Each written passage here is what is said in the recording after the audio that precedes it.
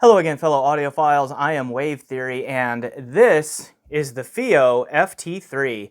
This is a full-size, open-back, around-the-ear dynamic driver headphone listing for $300 US.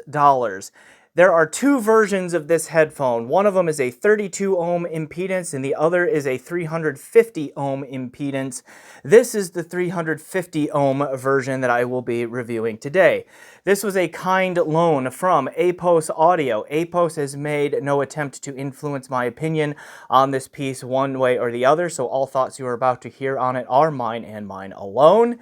The link that you see in the description below where you can buy this from Apos Audio will be an affiliate link though, and so far I have only used affiliate link money to support the channel, to support things like lights, microphones, cover shipping costs, those sorts of things, or to buy more new cool gear to review. So that's how I will use affiliate money from this review too, if you should choose to buy this product and use my affiliate link to do so. All right, so it's always interesting when a maker that has not made a headphone gets into headphones or just makes a new product category altogether, because Fiio, up to this point, primarily has been a maker of like amp DACs, combinations of amplifier, headphone amps and DACs that are either a desktop form factor or an on-the-go form factor, little portable amp DACs and DAPs, or digital audio players. So this is among their first headphone models, along with the FT5, I believe. So how did they do? Well, stick around after shameless self-promotion to find out. Hi, I'm Wave Theory's human companion, and he wants you to know that your support of this YouTube channel helps keep the reviews coming. If you enjoy Wave Theory's honest, thorough style, then make sure to like this video, subscribe to the channel, and check out the links in the description below to sign up for the Patreon or send him a tip through PayPal. All right, enjoy the musings. As I said in the intro there, this headphone is one of Fiio's first forays. They have a line of like 2 or 3 headphone models, and I think this is the middle model, if I remember correctly, of getting into headphones. And it's always interesting when someone who, when a company rolls out a brand new product category for themselves. And to do so with a 350 ohm option, I think was a really interesting tactic there, because that puts it in the company with, like, say, the Massdrop Sennheiser HD6XX or the Beyer Dynamic DT880 here, which I brought out for this review to first do comparisons with this one. So there will be comparisons here that we'll get to in just a little bit. But also, like, this is operating in that same space, high impedance dynamics and all of that. So just to kind of sum up this review here quickly, I do think Fiio overall did a pretty good job. It's not perfect. I don't think it's going to be revolutionary, but I think it is quite solid and will find a home in, well, many potential viewers' homes out there.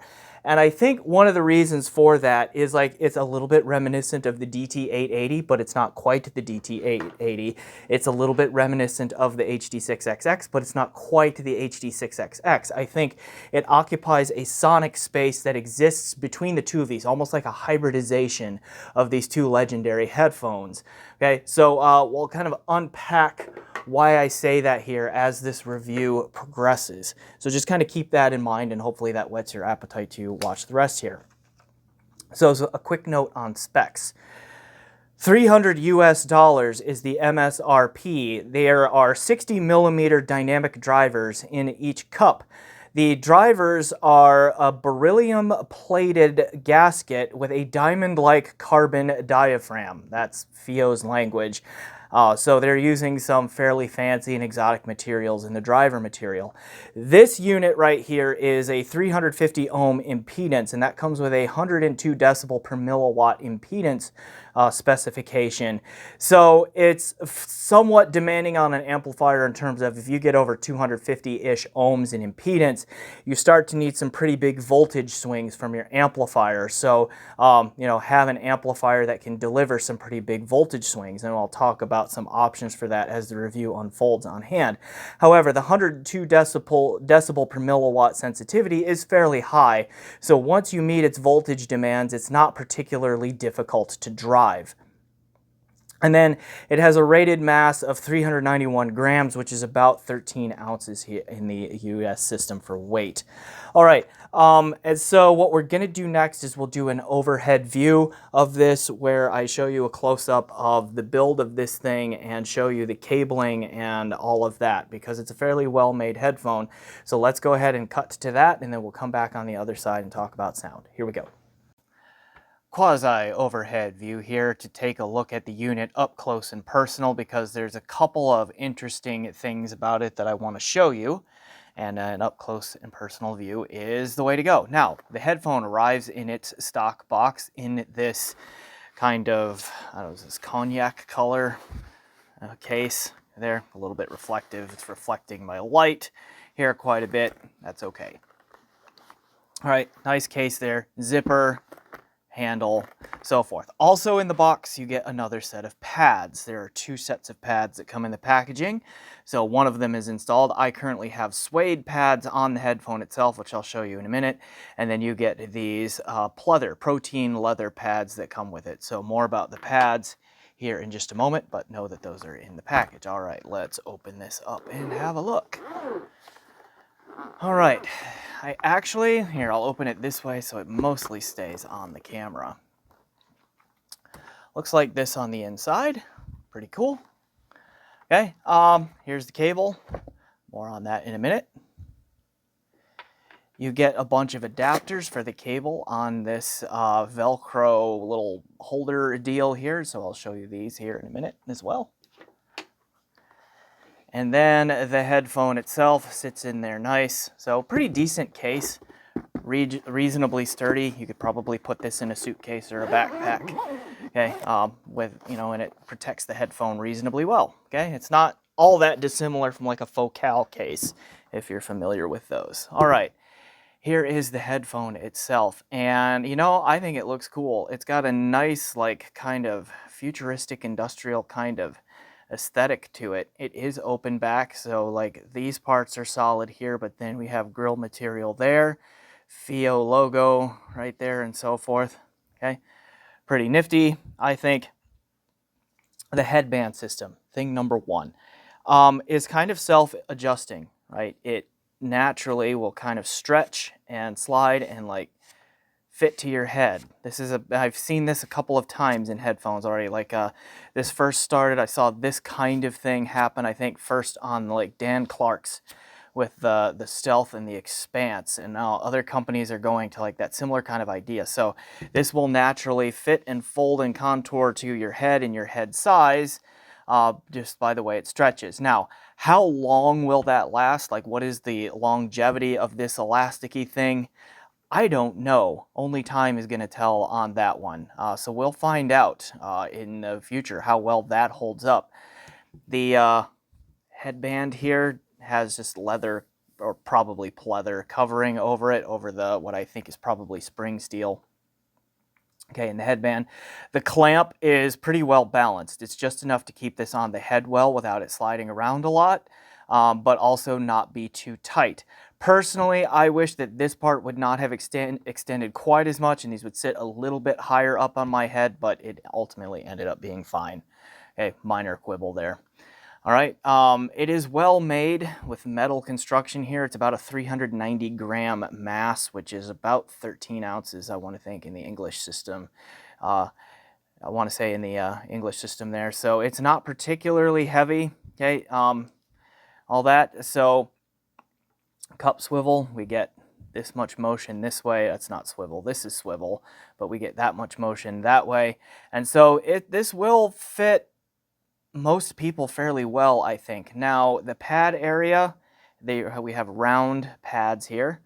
They are, not the biggest opening there, but they're okay. Now, there's not a lot of pad depth. So let me show you the other pads here. So again, suedes are on here. Here's pleather. There's not a ton of depth on these things. So if your ears stick out a lot, then you might be brushing up, your lobes might be brushing up against this fabric material here on the back. Possibly. I didn't have that issue, but I have average size ears that don't stick out very much. Now, we see the mounting system here. There. So let me pull one of these off real quick, just kind of from the bottom And you just kind of put enough force on it that it pops out, and you work your finger around there.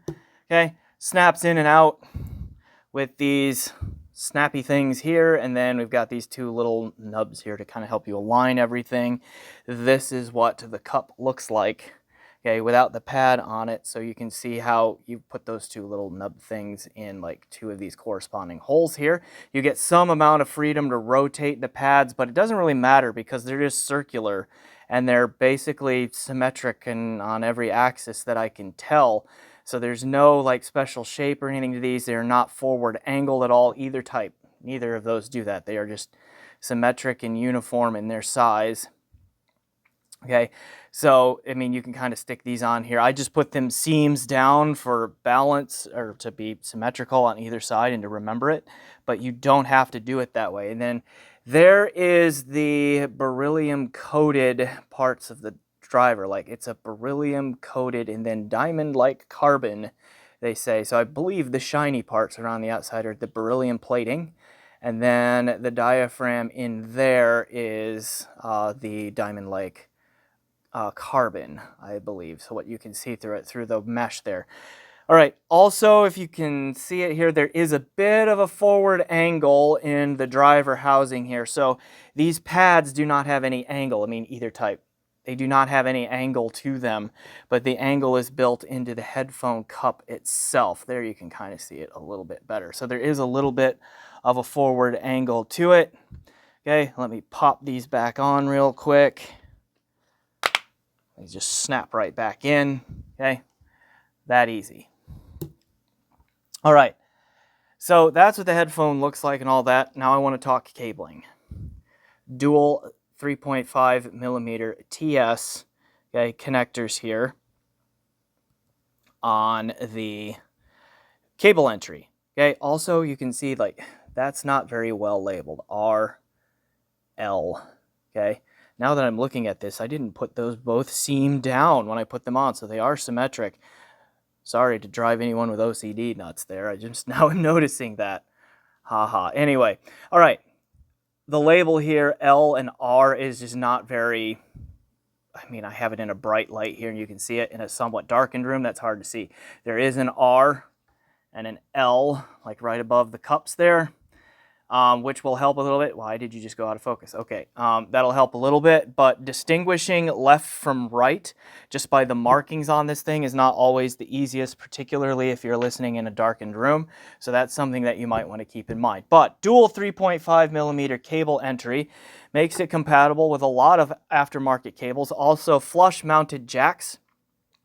So you can plug just about any aftermarket cable you want into there, and that's 3.5 millimeter, dual 3.5, and it should be fine. Here is the cable. And it's not, it kind of looks like a mess the way I have this staged here. Sorry about that, Fiio and Apos. But, you know, just kind of get a feel for it. Like, it looks like it's getting tangled, but it's got this fabric coating around it that means that it doesn't really get tangled. It just kind of twists around on itself, so it does have a little bit of memory. Also, I wrapped some of it up and Velcroed around with this Velcro thing that came with it, because this is a long cable. It's about a 3-meter long cable, which is roughly 10 feet for those of us, again, on the English system. Right, and so that part of it does mean that, like, you know, using it at a desk, it can be just a little bit much cable. You either got to do something like this or buy a shorter cable. What I do like about this cable from an ergonomic standpoint is that it's modular. On the amplifier end here, meaning the end that goes into the amplifier, okay, we have swappable plugs, swappable terminations here.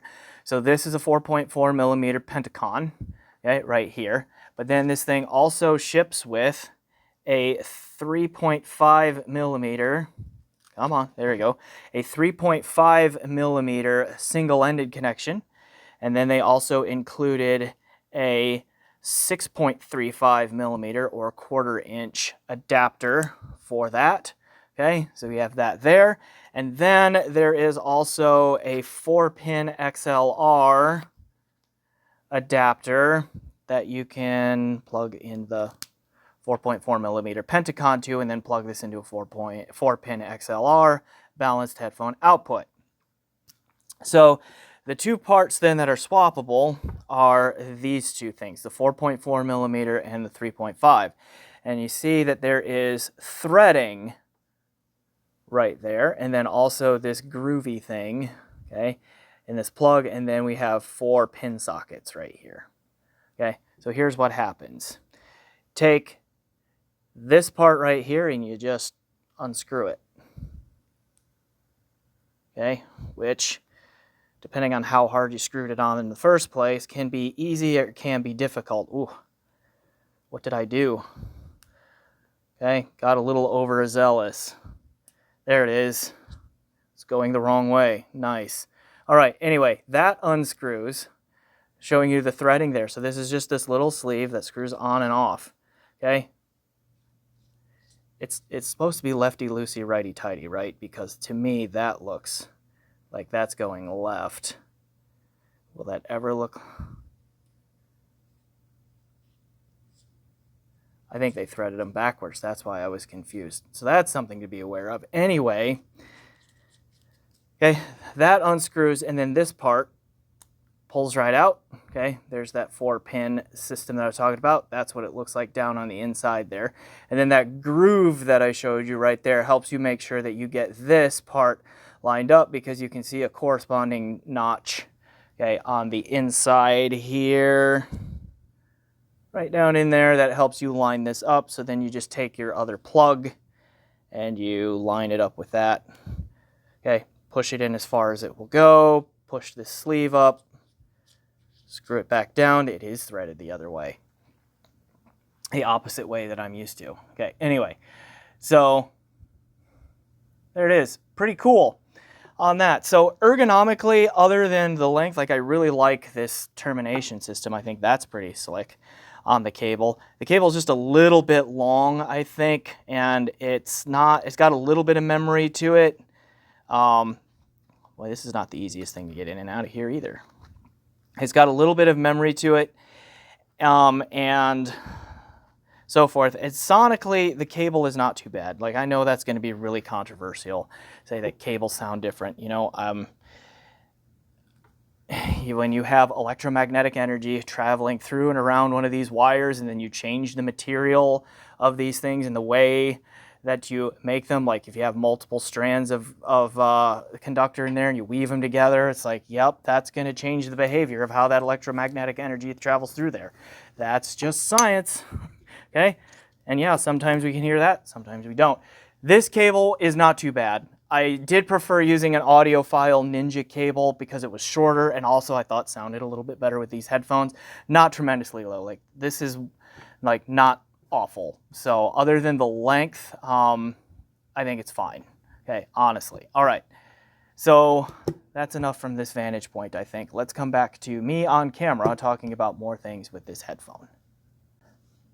Turning our attention to sound then, let's talk about the test gear that I used to evaluate this thing.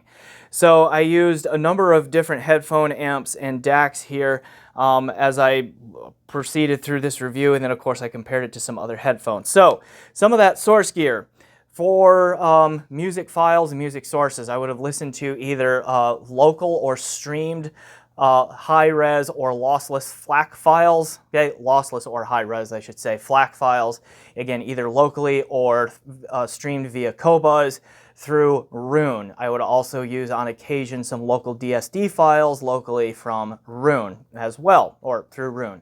Roon endpoints would have included mostly my Sonor Ultra Rendu streamer or my Cord 2Go streamer there as well. The 2Go would have been routed directly through my Hugo 2 DAC amp, which would either be just a pure DAC or used as a DAC amp for this. I also tried running, the Ultra Rendu would have been routed through my Singer SU6 DDC, and then downstream DACs that would have been included on this would have been the Shit Modius, the Gishelli Labs J2S with the Sparkos op amps in it. Let's see what else made it in there. And then let's see, the Cord Hugo 2, as I just mentioned, and also my Berkeley Alpha Series 2 DAC, just to name a few, and to see how well this thing scaled up. Amplifiers used for this would have included the Shit Midgard, which I just did a review of, and so see a link in the description below for that. The Shit Asgard 3 also made it in there. I pulled out my KN HA1A Mark II tube amp for this thing. I have in for review the X Duo TA20 Plus, which is a hybrid tube amp, so that got used on here too. And then also the my Vioelectric HPA V281, as well as the Hi-Fi Golden Wave Prelude amplifier. Again, those latter two, to see how well this would scale up with really high-end gear. More on that in a moment. All right, so I should mention that most of the listening that I did here was either with an audiophile Ninja cable or the stock cable, and I preferred the suede pads. Okay, so most of my comments and my comparisons are going to be with the suede pads on here. I will comment on what changes with the sound here when we talk about the pleather pads and all of that. So let me just kind of start there, and then I'll kind of weave through how the pads change here as we move through the review. So the two pad types don't change the sound a ton. They do change it, but it's not a lot. Regardless of pad type here, you get a sound signature that hews pretty closely to, I think it's the 2018 Harman combined Target. Okay, not perfectly, but gets it reasonably close in that. So it's going, for most people, it's going to sound fairly neutral. There is pretty good frequency extension in both directions, particularly in the bass. Like, it does a fairly good job of digging pretty deep in the bass. Okay, all of that. So where it does deviate a little bit is the suede pads will dip below the Harman curve just a little bit in like the 500 to 800 hertz range, so in about the lower half-ish of the vocal range, if you will, in there, and where the pleather pads will be just slightly above it. And then in the treble region, I think the suede pads are a little bit more tonally balanced. There's a little bit more natural relationship between fundamental frequencies and their harmonics there in the upper regions. Okay, so I preferred the suedes there because I am a little bit sensitive to forward mid-range and all of that, so I like that pulled back just a little bit from the Harman Target. Usually they sound more natural to me that way, and that happened for me here with the leathers, or the suedes, where the leathers could get just a little bit shouty, honky, not a lot, but just a little bit every now and then. And then also because of the smoother tonality in the upper range, like the leather pads here tended towards sibilance and all that more often than the suedes did. So for me, the suedes were an easy choice. Now again, it's not a night and day difference between the pads. I just preferred the suede, so we'll just go with my comments, or the rest of my comments will be based on the suede pads. So a mostly neutral frequency response with very good frequency extension in both directions, but it's the bass that came out more. Now there's not a ton of sub-bass rumble or punch or slam down there, but it does dig pretty deep and give you a fair amount of grunt down there. The mid bass has a little bit of authority to it. There's a little bit of punch to it, but not a ton. It's not overpowering. It's not overwhelming, all that. So if you're one of those who gets fatigued by really active thumping bass, you're probably good here.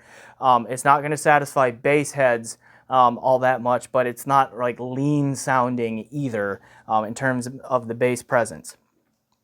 For me, the tonal balance through the mids was better with the suede pads.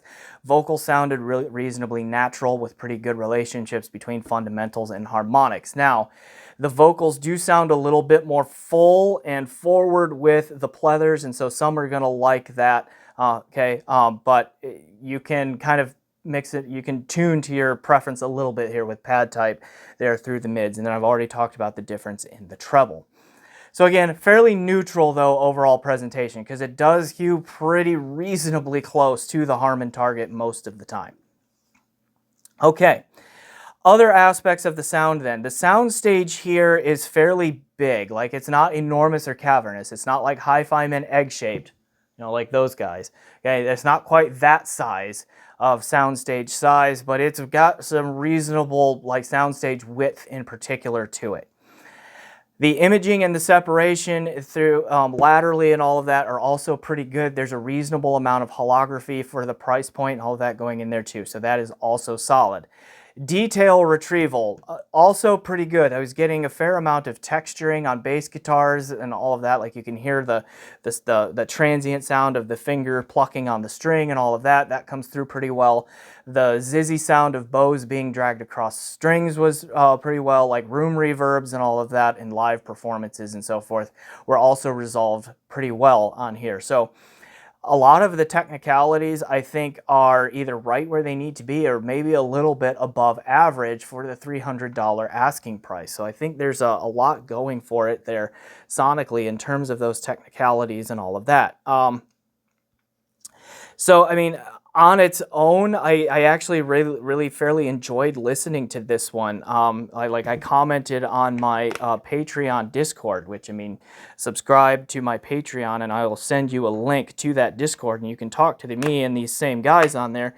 About that, I was telling them, like, I was pretty positively surprised by this and how much I enjoyed listening to it. Like, this was a thing that when I came down here to review this, I'm like, oh yeah, okay, yeah, I'll put those on, where I don't always enjoy listening to every review piece that I get in here, and sometimes, you know, it's work. This one I mostly enjoyed because it did get a lot right, and it seemed to be a fair generalist with music genres as well. And as I listened more and more, what I was beginning to notice is that there's not really like this amazing standout feature about its sound. Okay, and we'll get to this when we talk in the comparisons with the 6XX and the DT880 here in a moment, is that those two headphones like excel at a couple of areas, but then they also have some weaknesses that can be some deal breakers for some folks. This one didn't really have any particular sonic attribute that just really jumped out and grabbed me and just said, here it is, listen to me. But on the other, at the same time, at least with the suede pads for me, it was just didn't really do much wrong either, right? I was able to wear it for long periods of time and listen to music while doing work and all of that, and it just was a fine and enjoyable experience. And there is a lot to be said for that. All right, so let's get into those comparisons, and then I'll kind of like unpack why I said this one kind of fits in the sonic space between these two. All right, so let's get into those thoughts.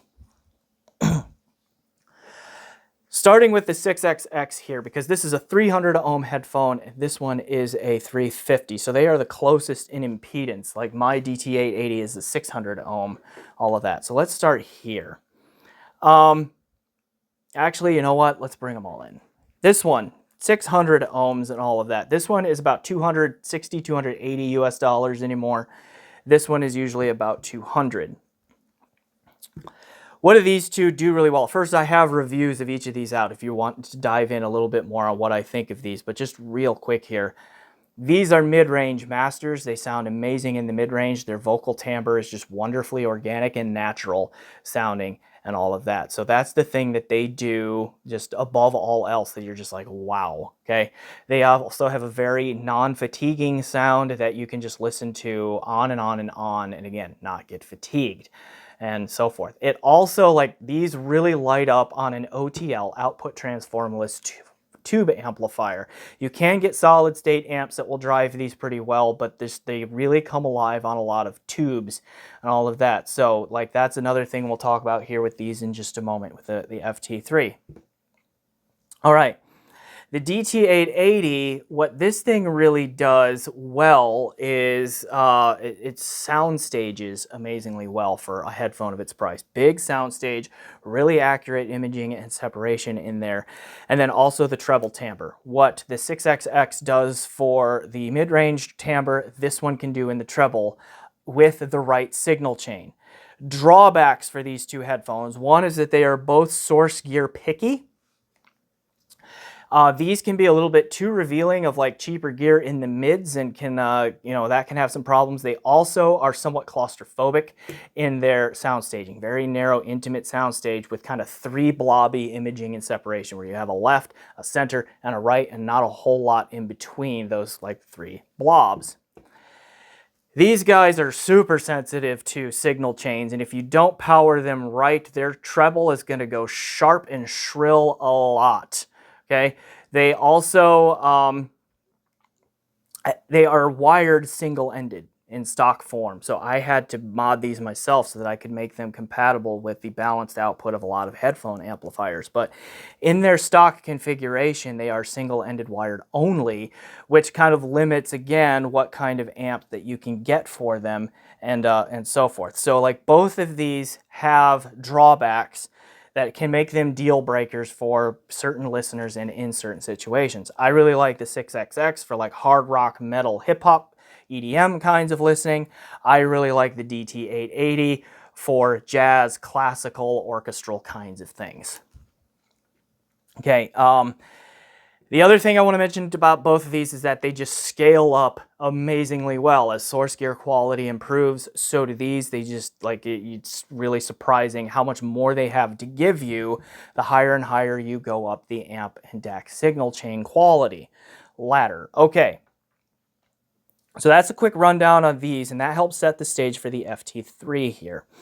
Because sonically, these like do kind of take a lot of the positive qualities of both the 6XX and the DT880 and put them into one headphone and manages to avoid a lot of the sonic drawbacks. Now, that doesn't necessarily mean this is a slam dunk / home run or whatever, go out and buy this right now kind of headphone, okay? Because this thing is not quite as good at staging or imaging or separation as the DT880 is. It is not quite as good at treble timbre as the DT880 is, but it is less signal chain picky and you can get high quality results from it, from lesser signal chains, where this one just gets a little bit too picky and so forth. All right. The FT3 stage is bigger than the 6XX, okay? So it's, if you like soundstage and imaging and separation, the FT3 is better. The FT3 has fairly decent mid-range timbre and all of that, but not quite as good as the 6XX. The 6XX is like a little bit less fatiguing overall than the FT3 is with certain music genres too, particularly like rock and metal and that sort of thing. So that also means that when we talk about music, or at least for my tastes, I like to listen to a lot of hard rock, heavy metal, classic rock, that kind of thing. And then like big scale orchestral works, like 1812 Overture, Beethoven's Fifth, a lot of movie soundtracks from like Hans Zimmer and folks like that, where there's a lot of big and epic and all of that going on in it. A lot of the music that I like to listen to. So the 6XX I liked better than the FT3 for hard rock, metal, hip hop, EDM kinds of things.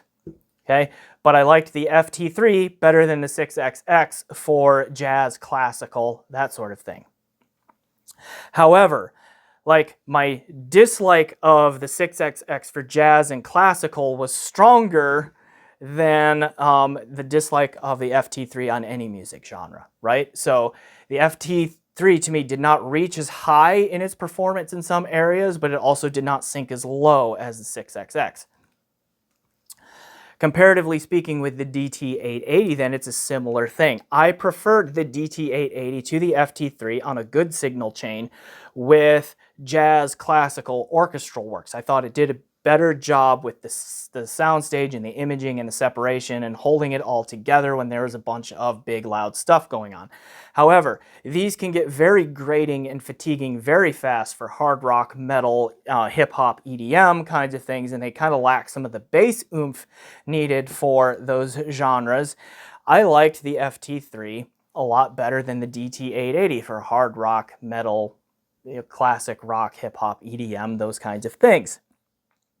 So what does that mean here? So to me, the FT3 is more of a generalist than these two. If you love hard rock, heavy metal, and you have a tube amp and all of that, I think the 6XX is your go-to. If you love jazz, classical, orchestral works, and you have either a tube amp or a nice quality amplifier that controls the treble on these things and is single-ended in stock form, okay, I think the DT880 is better than the FT3. However, if you have a very wide-ranging and eclectic musical taste and you listen to all of those things and you can't afford both of these, or you just don't want to switch headphones out in one listening session, both valid, The FT3 is the one that's going to play nicer with more signal chains and more genres of music than either of these. So even though it doesn't quite reach the heights that each of these can reach in the right situations for them,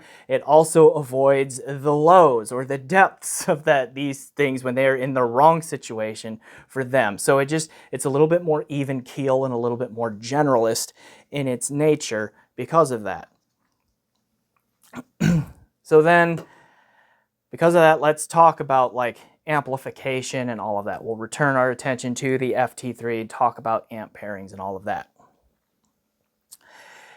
It is good to use on a tube amp. So if you have an OTL tube amplifier in particular that you really like, so a dark voice, a bottlehead crack, okay, those kinds of things. Felix Echo, there's X Duo something. X Duo has like a dark voice like clone out there right now. If you have one of those, the 350 ohm impedance works really well for those tube amps that have that really high output impedance on them. So these will work on that, but they are not transformative on those. Like the 6XX can really transform if you go from like say something like a Shit Magneus or a THX amp to one of those tube amps. This thing can really transform. These do not transform quite like that, okay? I also observed, because I talked about my KN-HA1A Mark II, the 6XX is more sensitive to me changing the output impedance setting on that KN-HA1A Mark II than this is as well. So these do react to changes in output impedance, just not to the level that the 6XX does. So amp that you need to do with this, like you don't really need to worry about solid state versus tube. If you have a tube amp that you like, this will work fine on it. Sound good, okay? Not have some of the sloppiness that comes with having a low damping factor because it has the high impedance. But if you have a reasonably priced solid state amp that you like, this will also work fine on there, provided it provides the voltage that it needs. And most of them do anymore, okay?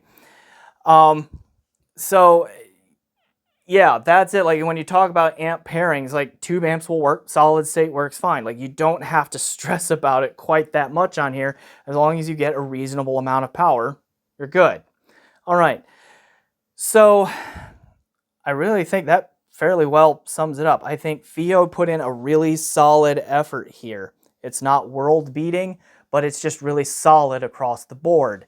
Okay, it kind of hybridizes the positive traits of these two headphones sonically, with while at the same time managing to avoid their the pitfalls of the same headphones. So it doesn't soar quite as high as either of these two. It doesn't scale up with electronics quite as high as these two do. But then again, it doesn't suffer from the drawbacks that they do. It doesn't sink as low as they sink either when they're not used with the right signal chain or playing a genre of music that they are not the best suited for. So that's good. Like this is another solid option out there for high Z dynamic driver headphones. So for a relatively new or first-ish effort from a company that hasn't made headphones before, good job, Fiio. This sounds pretty good. So, yeah, if you like if you like reviews of these and you wish that you could kind of get them in one package, okay, here you go, ish. Here it is. All right, so that will be my review of the FT3. Please remember to subscribe to the channel if you haven't. Leave a like down below. Leave a like this video if you haven't yet. Leave a comment down below. Subscribe if you haven't. I said that twice, sorry. Check out my PayPal. Check out my Patreon. Do those things you generally do to support YouTube channels. Thanks again for watching, and as always, enjoy the music.